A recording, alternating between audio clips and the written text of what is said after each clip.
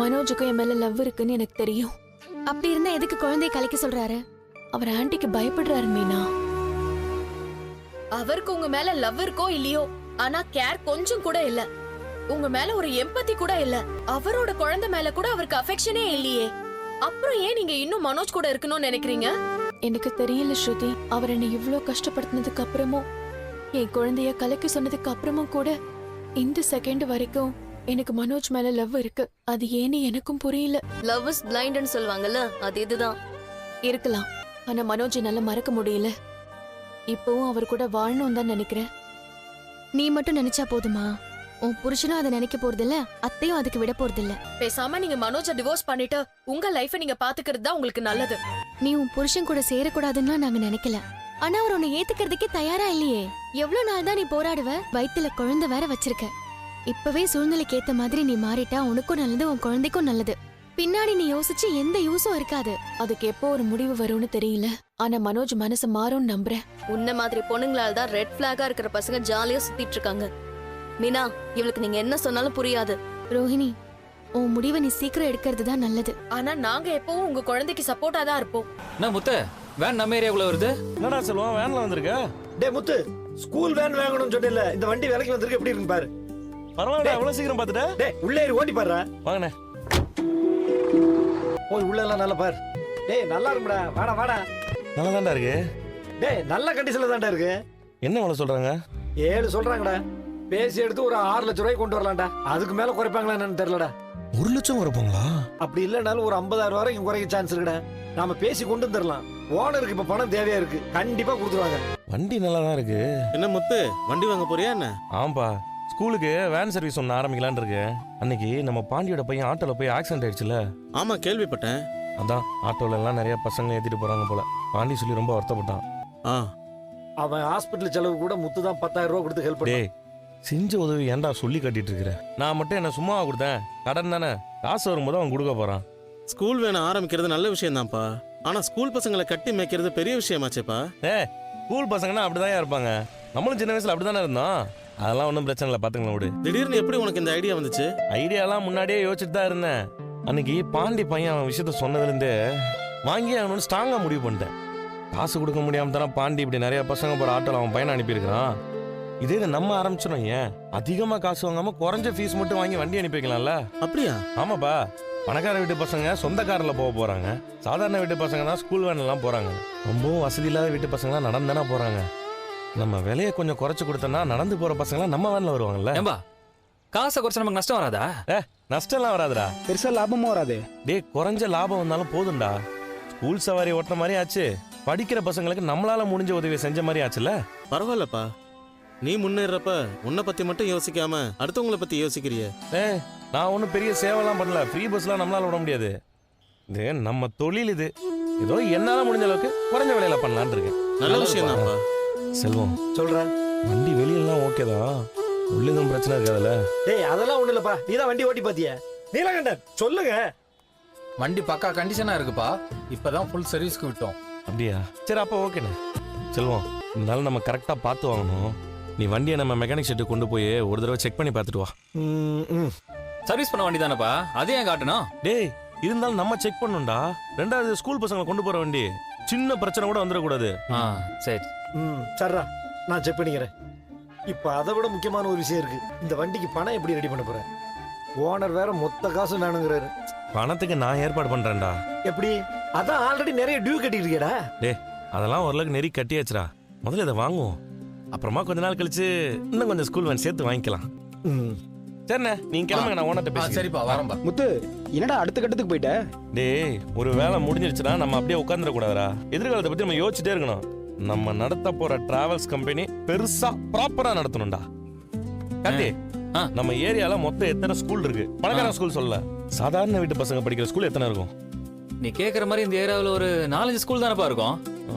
பாப்பா ஒன்று பண்ணு, அந்த ஸ்கூல்லாம் எங்க இருக்கு, அந்த ஸ்கூலுக்கு பஸ்ல போக முடியாம நடந்து போறவங்க எத்தனை பேரு, அவங்களால குறைஞ்ச விலைக்கு வேன் சர்வீஸ் கொடுத்தா வந்து ஏற முடியுமா, இந்த எல்லா டீடைல்ஸும் விசாரி. எதுக்கு இவ்வளவு விசாரிக்க சொல்ற? டேய் ஸ்கூல் சவாரி நல்லா பிக்கப் ஆயிடுச்சுன்னா நம்ம ஏரியால இருக்க ஸ்கூல்ல எல்லாம் பேசி சவாரி வாங்கிடலாம்டா.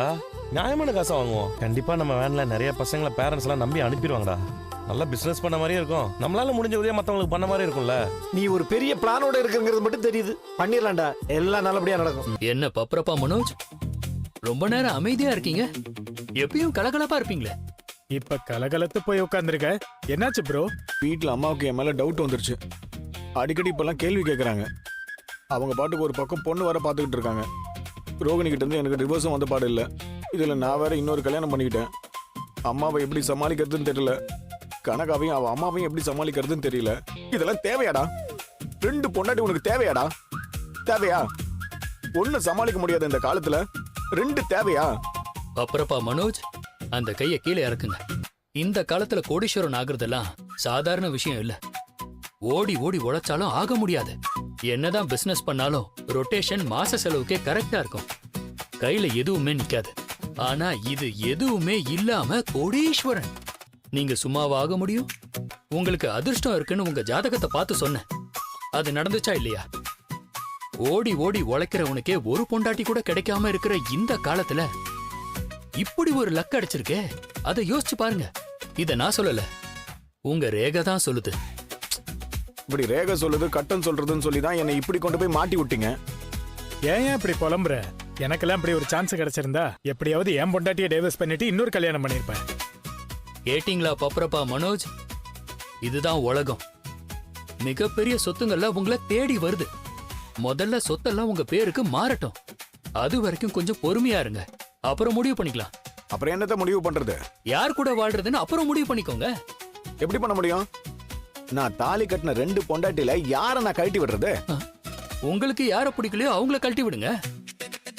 எங்கேயாவது டூருக்கு கூட்டிட்டு போயிட்டு மலையில இருந்து தள்ளி விட்டுருங்க. என்ன சார் ஜோசியம் சொல்வீங்கன்னு பார்த்தா என்ன ஜெயிலுக்கு அனுப்புறதுக்கு வழியை சொல்றீங்க? என் ஜாதகத்துல ஏதாவது ஜெயிலுக்கு போற மாதிரி இருக்கான்னு பாருங்க. உங்க ஜாதகத்துல அப்படி இல்ல. நான் சும்மா விளையாட்டுக்கு சொன்னேன். அதை சீரியஸா எடுத்துக்காதீங்க. பப்பரப்பா மனோஜ், பணம் உங்க கையில வந்துருச்சுன்னு வச்சுக்கோங்க, அப்புறம் நீங்க தான் இந்த சொசைட்டில பெரிய ஆள். சாதாரண ஆள் 2 கல்யாணம் பண்ணா சாப்பாட்டுக்கே வழி இல்ல, இவனுக்கு 2 பொண்டாட்டி கேக்குதான்னு பேசுவாங்க. அதுவே பணக்கார ஆள் கல்யாணம் பண்ணா அவனுக்கு என்னையா பெரிய சொத்து இருக்கு, வாழ்றான்னு பொறாமப்படுவாங்க. பணம் இருந்தா இங்க தப்ப கூட சரியா மாத்திடலாம். அப்ப இன்னும் 2 கல்யாணம் சேர்த்து பண்ணிக்கலாம்னு சொல்றீங்களா? ப்ரோ, என்ன ஜெயிலுக்கு அனுப்பாம விட மாட்டீங்களா? ஏற்கனவே 2 பொண்டாட்டி கிட்ட மாட்டிக்கிட்டு நான் முழிச்சுக்கிட்டு இருக்கேன். ப்ரோ, உங்க ஒய்ஃப் நம்பர் 1 வந்துட்டு இருக்காங்க. ஐயோ, அவ இதுக்கு இங்க வரா? இன்னைக்கு என்ன பிரச்சனை பண்ணுவான்னு தெரியலையே. சந்தோஷ், வாங்க நம்ம அங்க போய் உட்காருவோம். அவங்க ஏதாவது பர்சனலா பேசுவாங்க. பின்னாடி ஏதாவது பிரச்சனை வந்தா நீங்க சாட்சி ஆயிடக்கூடாதுன்னு இப்ப கலந்துக்கிறீங்க. உங்க வாய்னாலதான் நீங்க இப்படி இருக்கீங்க. வாங்க. மனோஜ், வா ரோகிணி, என்ன கால் பண்ணாம வந்திருக்க? ஒரு முக்கியமான விஷயம் சொல்லிட்டு போலான்னு தான் வந்தேன். இப்ப கிரிஷ் நல்லா இருக்கான். அவன் முன்ன இருந்ததை விட இப்ப அவனை நீ அடிக்கடி வந்து பாக்குறதுல அவன் பெட்டர் ஆயிட்டான். அப்படியா? சூப்பர் ரோகிணி. அப்போ கிருஷிக்கு சரியாகணும் தானே இவ்வளவு நாள் குழந்தை விஷயத்துல எந்த முடிவும் எடுக்காம இருந்த? இப்ப எடுக்கலாமே. அதெல்லாம் அப்புறமா பாத்துக்கலாம் மனோஜ். என்ன இப்படி சொல்ற? அவங்கிட்ட என்ன பழக சொன்ன, நானும் பழகினேன். இப்ப அவனுக்கு சரியாயிடுச்சுன்னு சொல்ற. அப்போ நீ சொன்னதை பண்ணலாம்ல? சரி, அட்லீஸ்ட் டிவோர்ஸ் நோட்டீஸ்ல சைன் பண்ணலாம்ல? ஏன் நீ இதுக்கு மட்டும் இவ்ளோ அவசரப்படுற? ஆஹா, அது வந்து இன்னொரு கல்யாணம் பண்ண போறியா? அதெல்லாம் இல்ல. நான் அப்படி நினைச்சு சொல்லல. எனக்கு சீக்கிரம் டிவோர்ஸ் கிடைக்கணும்னு அம்மா ஆசைப்படுறாங்க. உனக்கும் அதுதானே விருப்பம். எப்படி நீ டிவோர்ஸ் கொடுத்து தானே ஆகணும். டைம் வேற ஆயிட்டே இருக்கு. சீக்கிரம் அபாஷனுக்கு ஒரு முடிவெடு. இவன் விட மாட்டான் போல இருக்கே. சரி, ஓகே மனோஜ், நான் வர சனிக்கிழமை உங்க வீட்டுக்கு வரேன். எதுக்கு? டிவோர்ஸ் கொடுக்க. நிஜமாவா சொல்றேன்? நான் வந்து டிவோர்ஸ் பேப்பர்ஸ்ல சைன் பண்ணி தரேன்.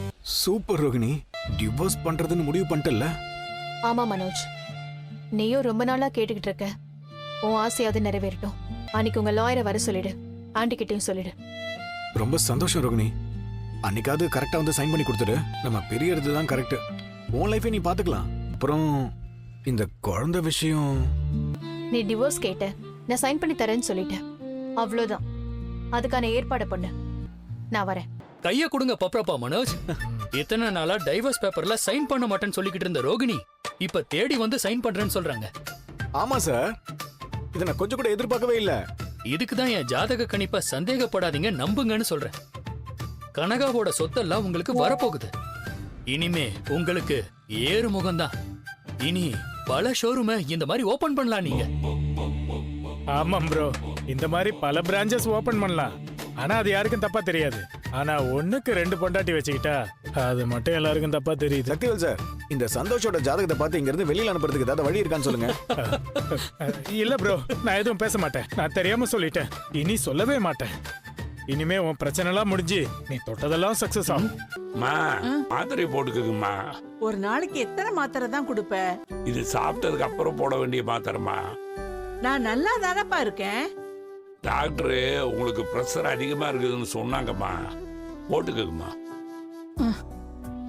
என்னமோ போ. பாட்டி வாங்கப்பா, புது ஜோடிகளா? சாப்பிட்டீங்களா பாட்டி? நாங்க சாப்பிட்டோம். நீங்க சாப்பிட்டீங்களா? நாங்க சாப்பிட்டோம் பாட்டி. எங்க வெளிய போறியா? ஆமா பாட்டி, ஒரு வேலை இருக்கு. என்னடா நீ புதுசா கல்யாணம் ஆயிருக்கு, பொண்டாட்டிய கூட்டிட்டு எங்கேயாவது வெளிய போயிட்டு வராம வேலை வேலைன்னு சுத்திட்டு இருக்க? என்ன பாட்டி, வேலைக்கு போக கூடாதுன்னு சொல்றீங்களா?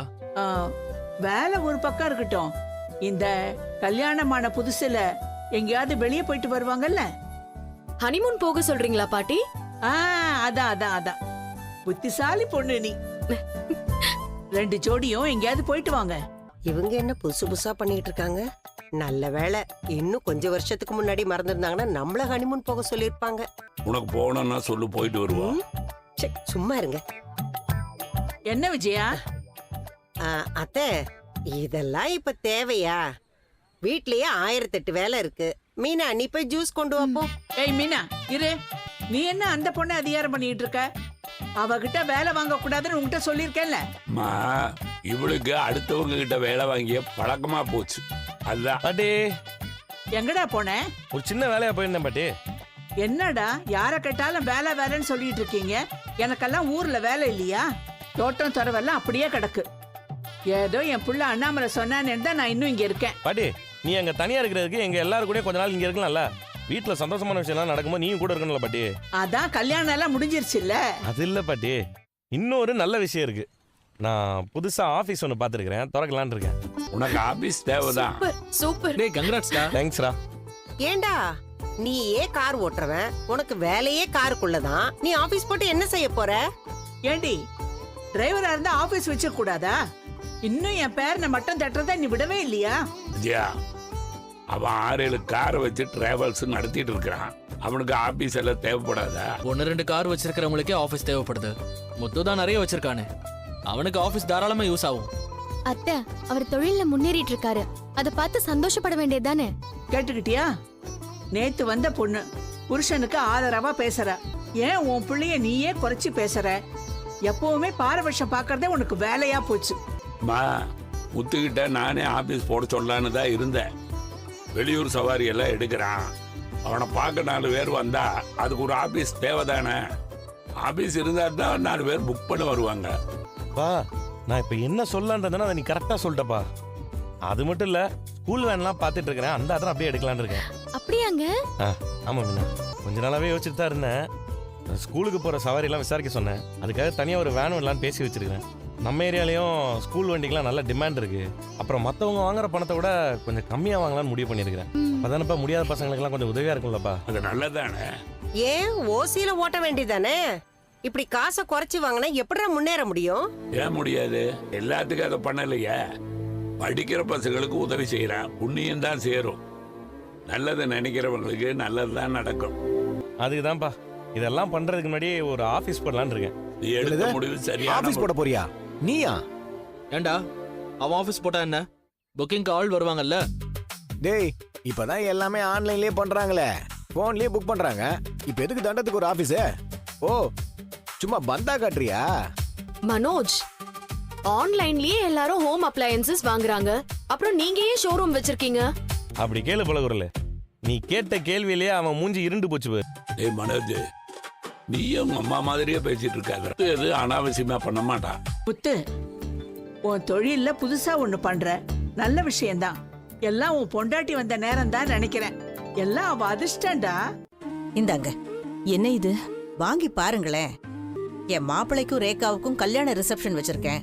ரிசப்ஷனுக்கு வர்றவங்க எல்லாம் டாக்டர், வக்கீல், பெரிய பெரிய பணக்காரங்கன்னு வர்றவங்க எல்லாம் பெரிய பெரிய இடமா இருப்பாங்க. அங்க வந்து கோவில் வாசல்ல பூ கட்டுறவங்கன்னு சொன்னா உங்களுக்கு கௌரவமா இருக்காதுல்ல. இதுல வளையல், நெக்லஸ் இதெல்லாம் இருக்கு. இத போட்டுக்கிட்டீங்கன்னா வரவங்க முன்னாடி உங்களுக்கு கௌரவமா இருக்கும்ல. உங்க மரியாதை கௌரவம் பாதிக்காம எப்படி வரணுமோ அப்படி நான் வந்துக்கிறேன். எனக்கு இந்த நகை வேண்டாம்.